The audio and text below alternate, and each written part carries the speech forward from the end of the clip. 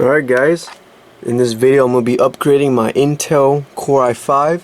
I have the 4460 i5.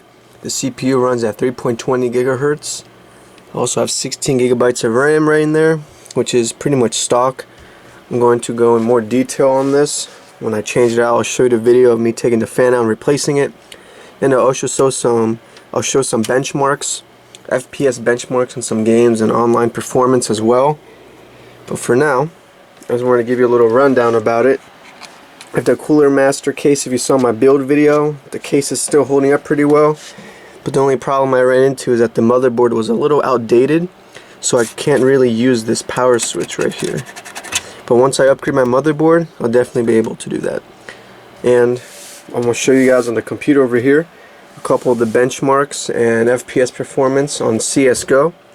I don't really do a lot of gaming, and it's mostly for making videos and do stuff like that. It's not like heavy gaming like Call of Duty Warzone, GTA, or anything like that. So let's jump into a couple of the specs, and I'll move over to the computer here. Alright, so I was having some trouble recording my screen with this program, so I'm just going to record it with the camera itself. I'm ranging around, depending where I'm at on the map, like 160, 170 range around there, 170 FPS. And for the settings, I could show you that as well. In video, I could zoom in a little bit. A medium, enabled, medium, disabled, enabled, 8x, disabled, trilinear, disabled, all of it. So it runs pretty good. You know, it's pretty smooth, but it could definitely be better. But for now, I'm in a face-in match, but I'm going to compare whenever I get the i7 just by reading the FPS benchmarks. So hopefully with that, we'll see a little bit of improvement. But for now, I feel like, you know, it's comfortable, but I just feel like it could be better. So I'm definitely excited to see these results coming up. Alright, so I'm on CSGO, and I'm on the FPS benchmark performance test workshop map.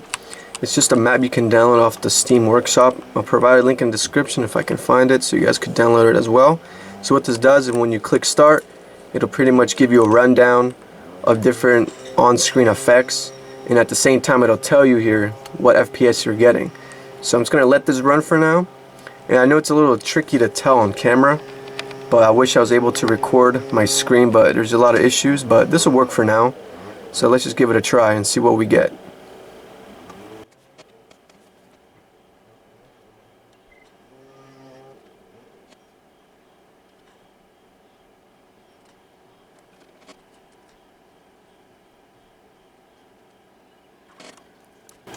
Alright, so the test finished up, and it says the average frame rate is 146.72, which is not too bad considering it's an i5, but I assume it could just be a lot better. So right now I'm going to install the i7. You'll see me doing that, and once I install that, I will do the exact same thing, and we will see if 146.72 average frame rate will go up or not. So right now I'm going to switch over up to the PC. I'm going to take it apart. We're going to install a new i7. Alright, so we have here the old, kind of hard to see it, but this is the Intel Core i5 4460.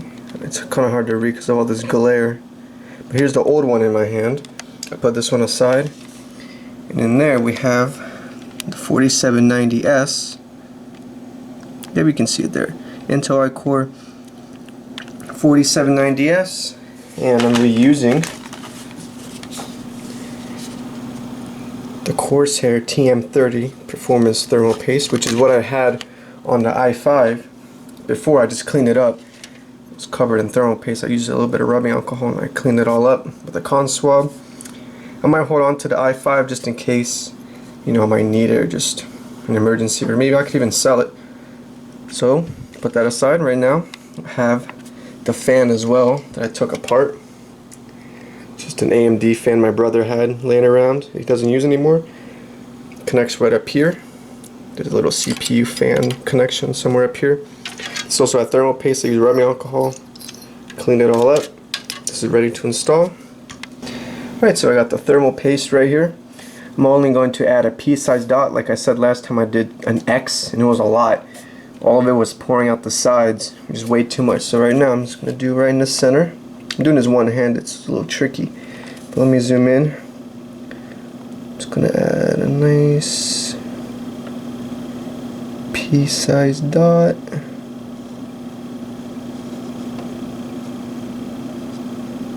About right there should be alright. Just gonna drag the rest of it around. There we go. Literally the size of a pea, or almost the width of a pinky nail, depending how big your hand is. That right there should be enough, because once you put in the fan, the 4 screws and the pressure would spread it out pretty even. So I'm gonna have to put my camera down in order to put in these screws because I'm in a little tight space. But this should be alright for now. And after this, I'm gonna let it sit for a while, and I'm gonna go downstairs later tonight, turn it on, and we're gonna see how it runs and get some more FPS benchmarks. So right now I'm pretty much done with the thermal paste. I used the TM30 Corsair Performance Thermal Paste. Works pretty good last time. Good temperature readings on the computer. So right now, I'm going to put the fan on, and I'll be back with you guys later tonight. Alright, so I got the fan back installed. When I installed the fan, I started doing the cross method. I tighten this one a little bit, then I go across, and then tighten this one, and then this one a little bit, and I just keep going in a circle, or a cross pretty much, until the screws don't tighten anymore. So right now I'm going to turn it on, push the power button, see if we get any reading, and there you go. The fans should turn on any second now, but the CPU fans are running, all the fans are running. Alright guys, so we're back in for the i7-4790s CPU test. I'm going to be doing the same app. I'll leave a link in the description for you guys to go check it out yourself and download it, in case you guys change out your CPUs as well. So you saw from my last clip, I did a test on an old monitor, but in the meantime, I got a BenQ XL2411. It's a 24-inch monitor. It's really nice. I'm running at 144 with a DVI. And right now I'm just going to load up the screen here. We're going to do the FPS map. And this shouldn't take too long. This should take about maybe a minute or two. But I'm going to fast forward the video and show you guys the end results. And hopefully, which I know for a fact, we will see a bit of an improvement. And to remind you, I do have a 4 GB GPU. So unfortunately, I will not be able to have a huge improvement because I don't have a 6 GB or an 8 GB. But in the near future, I will definitely upgrade my GPU for something nicer. Alright, so right now we're running the map.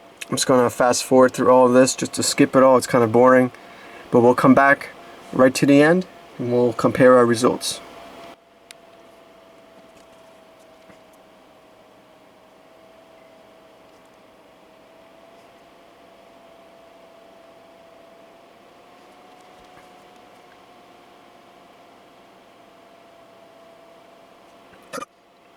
Alright, so we're back from the FPS test.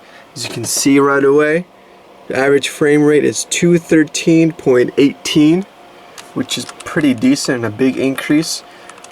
I can compare the numbers on the screen now. From the previous frame rate, we're over 213.